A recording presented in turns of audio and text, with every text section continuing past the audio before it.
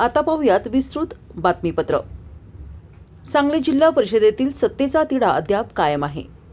राष्ट्रवादी अजित पवार गट काय भूमिका घेणार याकडे सगळ्यांचं लक्ष लागून राहिले असून राष्ट्रवादी अजित पवार गटाने पहिल्यांदा अध्यक्षपद जो कोणी देईल त्याला पाठिंबा देण्यात येईल अशी भूमिका राष्ट्रवादी अजित पवार गटाकडून जाहीर करण्यात आली आहे। सांगलीच्या मिरजेमध्ये राष्ट्रवादी अजित पवार गटाच्या नेत्यांची बैठक पार पडली आहे।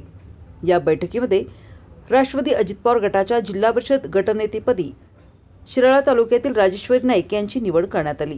माजी खासदार संजय काका पाटील, राष्ट्रवादी अजित पवार गटाचे जिल्हाध्यक्ष निशिकांत पाटील, माजी मंत्री अजित घोरपडे, माजी मंत्री शिवाजी नाईक, माजी आमदार राजेंद्र अण्णा देशमुख यांच्यासह जिल्हा परिषद सदस्यांची पार पडलेल्या बैठकीमध्ये ही निवड करण्यात आली।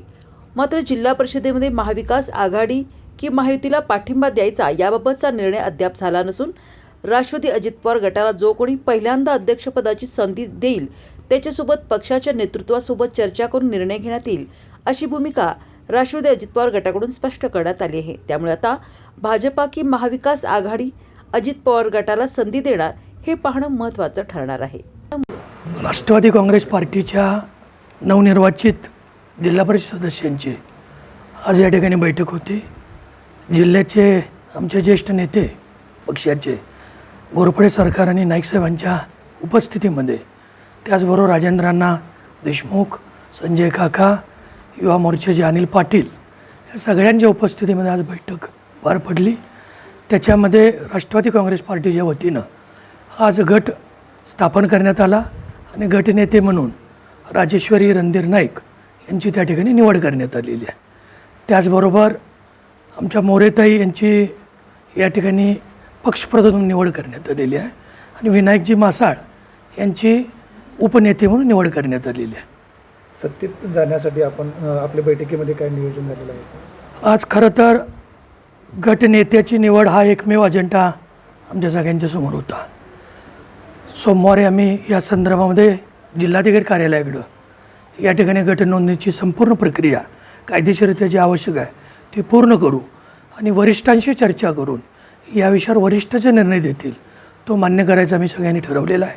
त्यांच्याशी चर्चा करायला आम्ही वेळ घेतो आहे आणि त्यांच्या आदेशानुसार पुढील सर्व गोष्टी पार पाडल्या जातात। पालकमंत्री चंद्रकांत पाटील यांनी सांगितलेलं आहे की व्हीप सगळ्यांना काढणार आहे आणि व्हीप तो सगळ्यांना लागू राहणार आहे। तुम्हाला राष्ट्रवादीला भाजप ग्रहित धरून या ठिकाणी भाजपचा महापौर होईल, अध्यक्ष होईल, जिल्हा परिषद अध्यक्ष। ज्या दिवशी निकाल लागला त्याच्या दुसऱ्या दिवशी आमच्या पक्षाच्या वतीने भूमिका मांडताना मी असेल, संजय काका असतील, नाईकसाहेब असतील, घोरपडे साहेब असतील किंवा राजेंद्र अण्णा असतील, या सगळ्यांनी एकमेव गोष्ट त्या ठिकाणी मागितलेली आहे। 1.25 वर्ष त्या ठिकाणी जिल्हा परिषदचं अध्यक्षपद आमच्या राष्ट्रवादी काँग्रेस पार्टीच्या नवनिर्वाचित सदस्यांच्यापैकी एकाला मिळावं अशी अपेक्षा आमच्या सगळ्यांची आहे। कारण दादांचं आकस्मित जाणं त्यांना एक आदरांजली श्रद्धांजली या जिल्ह्याच्या वतीनं होईल ही भावना आमच्या कार्यकर्त्यांची आहे।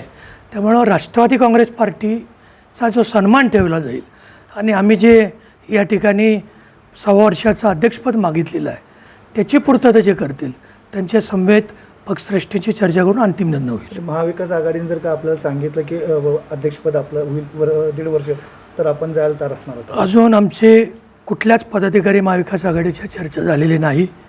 चर्चा न होता या विषयावर व्यक्त होणं हे थोडंसं फार घाईच होईल असं मला वाटतं। नाही, पण सतेज पाटलांनी पण सांगितले आणि महाविकास आघाडीचे नेते जयंत पाटलांनी सुद्धा सांगितले की सत्ता ही महाविकास आघाडीचीच जिल्हा परिषदमध्ये येणार म्हणून। जयंत पाटील साहेबांनी काय व्यक्त केलं ते काही मी ऐकलेलं नाही। त्यांनी जो आपल्या सगळ्यांच्या समोर सांगितलं असेल ते त्यांच्या पद्धतीनं काम करतील। राष्ट्रवादी काँग्रेस पार्टी हे एक वेगळा पक्ष आहे, त्या पक्षाचे अध्यक्ष आणि उपमुख्यमंत्री या राष्ट्रीय अध्यक्षा सुनेत्रा वहिनी यांचा निर्णय आम्हाला अंतिम असेल।